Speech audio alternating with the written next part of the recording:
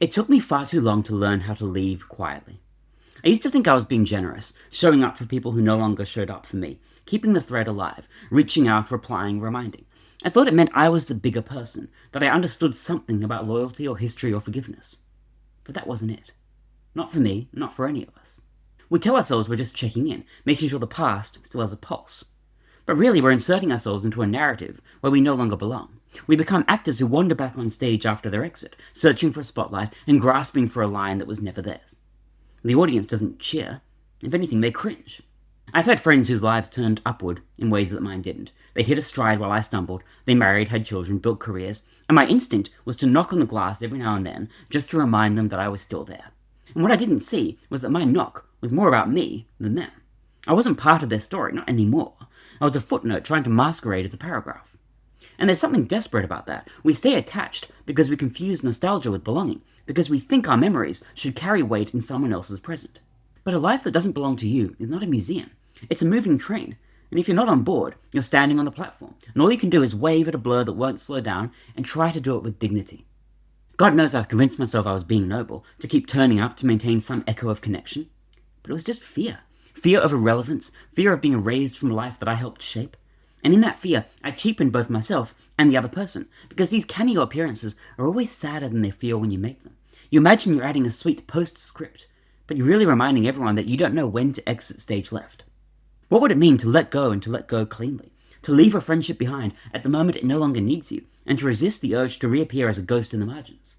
I think it's admitting that intimacy isn't permanent. Friendship and love don't owe you permanence. Your role can be meaningful and finite at the same time.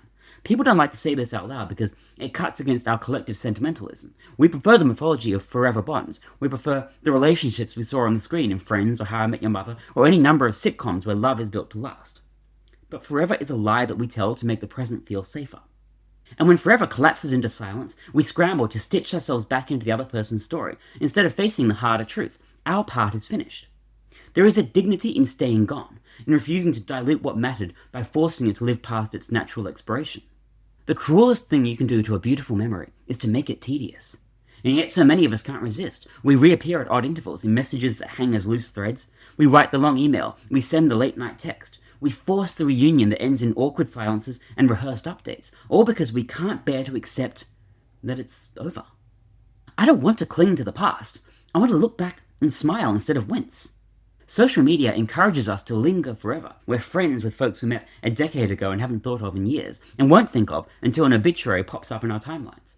Our relationships occupy a half-life where everyone is present, but no one is truly there. I don't think the solution is cruelty. It's not cutting people off like a sociopath.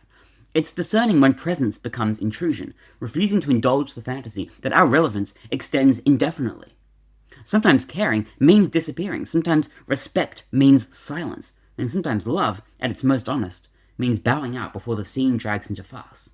I wonder if part of growing older is learning to take your cue with grace, and to accept that every role has an arc, and yours won't always stretch to the end. There is an art to it, leaving people with the memory of your best self, rather than the annoyance of your persistence. And maybe that's the measure of maturity, not how many connections you maintain, but how many endings you honor without needing to rewrite them. I've begun to see absence as a gift. To leave someone alone in their story is to acknowledge that their life is theirs and theirs alone. And it's time to leave myself alone too, to stop chasing after the validation that I still matter, and be comforted by the knowledge that I do, that I always have, that I always will, regardless of whose orbit I'm in or who's in mine. The only story I have any real claim to is my own, and if I'm too busy barging into other folks, I'll never quite get around to writing it.